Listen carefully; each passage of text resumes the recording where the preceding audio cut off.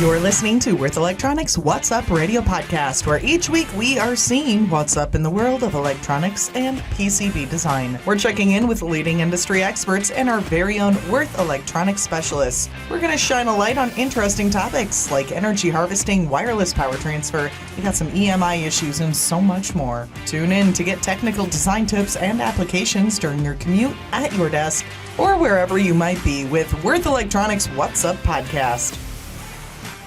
In this episode, we are circling back to our discussion and our debate on gallium nitride, or GaN, versus silicon carbide, SiC power devices, and what's going to work better in soft switching. Now, gallium nitride, or GaN, is a wide bandgap compound semiconductor, and it's formed by the combination of gallium and nitrogen in an atomic structure of quartzite crystal. Due to its 3.4 electron volt band gap, it can actually be used in optoelectronics like blue LEDs and violet laser diodes, also high power and high frequency devices. Since the early 2020, there has been an increasing use of GaN power transistors in power supplies. Capable of high breakdown strength, fast switching frequencies, high thermal conductivity, and very low on-resistance devices that are based on GaN show increasing performance compared to silicon-based devices. Now, all these parameters translate into increased efficiency and component size shrinkage, therefore reducing the cost of many power conversion systems and final products. Now, when we compare silicon carbide or SiC power devices that have been around for quite a while now, GaN power devices have just started to appear on the market. GaN offers many of the performance benefits of SiC with the prospect of accrued competitiveness because it's grown on a larger, low-cost size substrate, and it can be produced in renovated CMOS fabs. However, the technologies that are used in SiC and GaN power switches are really different. The SiC, for instance, is a harder material, and it requires more sophisticated manufacturing techniques at a far higher temperature with respect to silicone. Annealing is done at 1,700 degrees Celsius, and ion implementation at 500 degrees Celsius, compared to 800 degrees Celsius and 25 degrees Celsius, respectively. GaN switches, on the other hand, are derived from RF HEMT, or high electron mobility transistors technology, which is different from that of silicon power FET. A summary of the parameters for each technology can be shown in our first table. A couple of the major differences we see in this table include the band gap, and for silicon this is 1.1, SiC 4H is 3.2, and GaN is 3.4 electron volts. And we also see the breakdown electrical field E sub BR, which is the electrical breakdown. For silicon this is 0.3, SiC 4H is 3, and GaN is 3.5 megavolts per centimeter. Now, SiC MOSFETs and GaN HEMTs are largely complementary, as each one of them addresses different applications. Electric vehicles are benefiting from these large-scale adoption of both, with SiC MOSFETs and their ability to operate at voltages between 650 volts and 2,200 volts, being ideal for traction inverters, DC-to-DC converters, and onboard chargers, or OBC. Operating at voltages from 650 volts down to 100 volts, we're seeing that GaN may eventually be a valuable technology for these latter two applications. And this is because of its higher frequency capability as it becomes more mature and cost-effective. As a key supplier of power solutions, STMicroelectronics has heightened efforts to complement its offer with wide bandgap materials, or WBG, and this includes silicon carbide and gallium nitride. The Master GaN series is a more advanced power system in package, integrating a gate driver and two enhancement mode GaN transistors in half-bridge configuration. This also features UVLO protection on both the lower and upper driving sections, preventing the power switches from operating in low efficiency or dangerous conditions, and the interlocking function avoids cross-conduction conditions. The input pin's extended range allows easy interfacing with microcontrollers and DSP units. The series operates in the industrial temperature range, which is -40 degrees Celsius up to 125 degrees Celsius, and the devices are available in compact 9x9mm QFN packages. STMicroelectronics Master GaN platform includes Master GaN 1, Master GaN 2, Master GaN 3, Master GaN 4, and Master GaN 5 available, all with different RD Sun of GaN transistor, static drain source on resistance, and this helps to better address specific application requirements. To help developers evaluate the characteristics of Master GaN platform and to quickly create a new topology without the need of completing PCB design, a demonstration board is available for each Master GaN device. In our next table, we see the typical applications suited for each Master GaN family. And for Master GaN 1, the typical application includes OLED TV, LED lighting, adapter, telecom server power, power supply for 5G. Master GaN 2, we are seeing fast and wireless charging, AC to DC adapters, USB PD. The same goes for Master GaN 3, fast and wireless charging, AC to DC adapters, USB PD. For Master GaN 4, applications include LED lighting, power for PC, power supply for 5G, and finally, Master GaN 5 applications include AC to DC adapters, USB PD, and LED lighting. So based on our original table, the one that compares the silicon SiC4H and the GaN parameters, wide electron mobility, and wide bandgap materials are already objective indicators of the superior performance of the GaN-based devices in certain applications. However, we need to see the benefits in real applications, and there are other important electrical parameters that we need to explore. For example, GaN transistors have a much lower gate charge. To charge intrinsic capacitances of gate-generated losses in the gate driver, gate turn-on-off resistors, and the internal structure of transistor. These losses can be calculated in a fairly easy equation. It's P sub gate charge equals FSW times VCC times QG. Now, where FSW is the switching frequency of the converter, then we multiply that by VCC, which is the supply voltage of the gate driver, and then multiply again by QG. This is the gate charge needed to charge input capacitance of the transistor. Since the input capacitance is nonlinear, the gate charge curve can be found in almost every datasheet.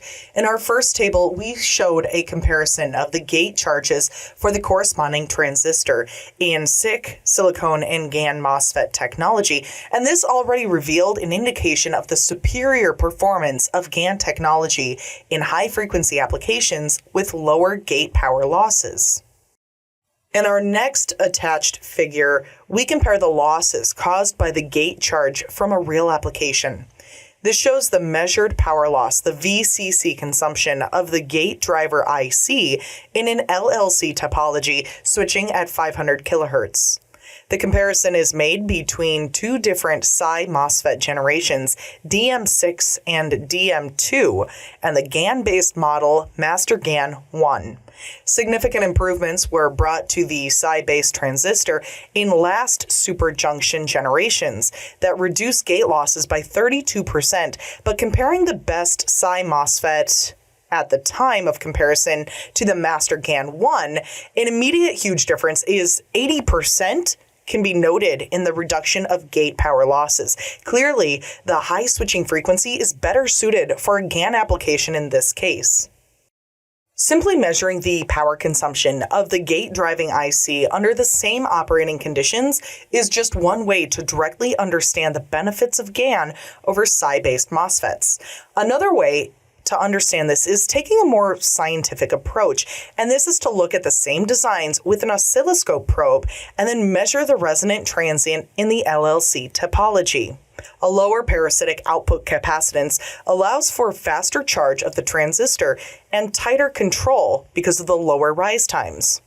The transient measurements that we can see here prove this by showing an almost 4 times shorter dead time for the GaN compared to the equivalent superjunction MOSFET.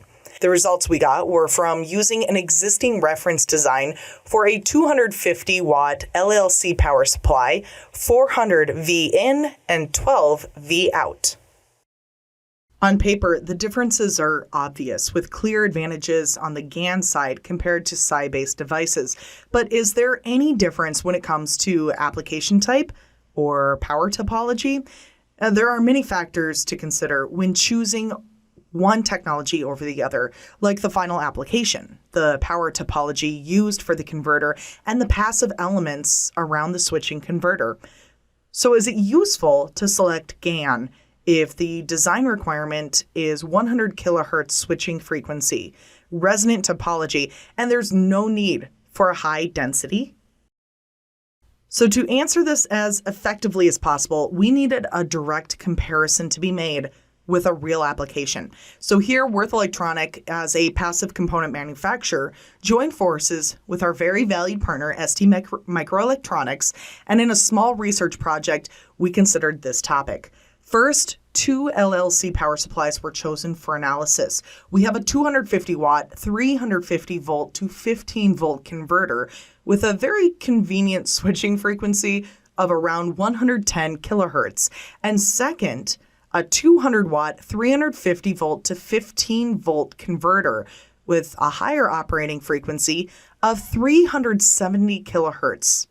2 different LLC transformers were used to further evaluate the differences, specifically designed for this performance benchmark. Before we go into the test results, we're going to take a look at an LLC topology and test setup. In our next attached image, we are seeing a simplified schematic of LLC power topology used for our testing. In the center of the figure, there are 3 elements at the heart of the circuit. The resonant tank formed by the resonant inductor, LR, the magnetizing inductor, LM, and resonant capacitor, CR. The resonant inductor is usually integrated into LLC transformer established by leakage inductance. Further efficiency tests were conducted for an output power of 150 watts, 200 watts, and 250 watts with GaN and Si-based. First, with a comparison of efficiency at low switching frequency of 110 kilohertz, and an off-the-shelf standard transformer. And then we took the 370 kilohertz frequency with a much smaller transformer optimized for the increased operating frequency. A summary and overview of the boards and the results are shown in our attachment. The test shows that for a low switching frequency, as expected from our theory, there's no relevant difference between Si and GaN-based devices. Now, on the other hand, increasing the frequency, which in turn also allows us to decrease the size and the inductance of the transformer, resulted in a 4% increase in efficiency by using GaN at 150 watts. At 200 watt output, the GaN still achieves a higher efficiency with a higher switching frequency compared to the Si, even if it's just a 2% increase. At lower switching frequencies, the difference between Si and GaN is small for every power output. An advantage of using a higher switching frequency can be noted in the size of the transformer, which in turn translate to decreased losses in the transformer as well, not just for the MOSFET or the gate driving IC. The volume ratio between the 2 transformers is 1 to 3.5. In our next attached image, we have infrared measurements at different points on the evaluation boards running at 370 kilohertz switching and 200 watts output power. More so, a small size means a smaller PCB or the possibility of high-density designs further optimizing costs. The LLC topology can be used in a wide variety of power levels, which in turn influence factors like EMC input filter, output filtering capacitor, and the use of an external resonant inductor, or the transformer built with an integrated resonant inductor by using the leakage inductance. All of these topics are actually covered by Würth Elektronik's extensive portfolio, ranging from EMC solutions, inductors, and capacitors to custom design magnetic capabilities. A wide variety of solutions for the EMI filtering are possible, ranging from the use of more common mode chokes with nickel-zinc, magnesium-zinc, nickel-zinc plus magnesium-zinc, or nanocrystalline core materials for a variety of attenuation factors over a broad frequency range, to the use of ferrite beads, filter chokes, and hybrid polymer capacitors. The HCFT with either flat wire or round wire is actually an excellent candidate for the external resonant inductor in the LLC topology, or if a Litz wire for low AC losses is needed, then you could choose from the HCF series. Further improvements to the off-the-shelf parts can actually be made depending on the requirements through the custom magnetic service we offer. With increasing power, the need for isolated drivers becomes even more important to ensure efficient and robust driving of GaN devices or even SiC devices. For the isolated driving, ST offers galvanically isolated gate driver family called ST-GAP or ST-GAP. To properly operate these gate drivers, the isolated auxiliary supply is needed. Würth Elektronik developed a new series of auxiliary gate supply transformers, the AGDT series. This offers ultra-low interwinding capacitances, ideally suited to keep the parasitic capacitances barrier as low as possible in order to maximize common mode transient immunity and keep the noise from coupling from high voltage side to low voltage side. Combined with ST's synchronous ISO buck converter L6986L or the latest L6983L offers excellent solution to gate drive or SiC transistors. In conclusion, the new GaN technology allows us to achieve soft switching converters at higher switching frequencies. There are two reasons why the higher frequencies are possible. This is lower gate charge and smaller parasitic output capacitance of GaN transistors. With the increase in switching frequency, the designer has the advantage of a reduced board area by reducing the size of the main transformer, which allows the engineer to design higher power densities in the same area compared to SiC-based devices. However, the low input capacitance of GaN transistors tends to be pretty sensitive to any noise, and therefore more care must be given to the layout around the main switching loop due to the higher switching speeds. On the other hand, looking at the direct comparison between SiC and GaN, at lower switching frequencies, we notice that there's really no benefit in using GaN for now. This would only increase the cost, resulting in a poor ratio of efficiency versus cost. If high switching speeds and high power density are not the main requirements, then it's still better to go with a SiC-based device. Moreover, why bother with the EMI issues associated with high switching speeds if it's not entirely necessary? Nevertheless, STMicroelectronics and Würth Elektronik are here to provide you with a complete solution from both active and passive side, with experts ready to support your implementation of GaN devices with the best transformers and inductors to squeeze the last ounce of efficiency out of the design. We encourage you to check out the complete lineup of EMC solutions, inductors, and capacitors from Würth Elektronik. Find it all at www.we-online.com. Make sure you click that chat icon to talk with a live Würth Elektronik person for any questions you might have. You can also download this complete article and more, available at All About Circuits, a very valuable partner of Würth Elektronik. Visit www.allaboutscircuits.com. We understand that some videos and images are not available on all streaming networks. To replay the entire podcast with video, please visit our website at www.we-online.com/podcast or check out the Würth Elektronik YouTube page. You're listening to Würth Elektronik's What's Up radio podcast, where each week we are seeing what's up in the world of electronics and PCB design. We'll be checking in with leading industry experts and Würth Elektronik tech specialists who will shine a light on interesting topics. such as energy harvesting, wireless power transfer, EMI issues, and so much more. Tune in to get technical design tips and applications during your commute, at your desk, or wherever you might be with Würth Elektronik's What's Up podcast.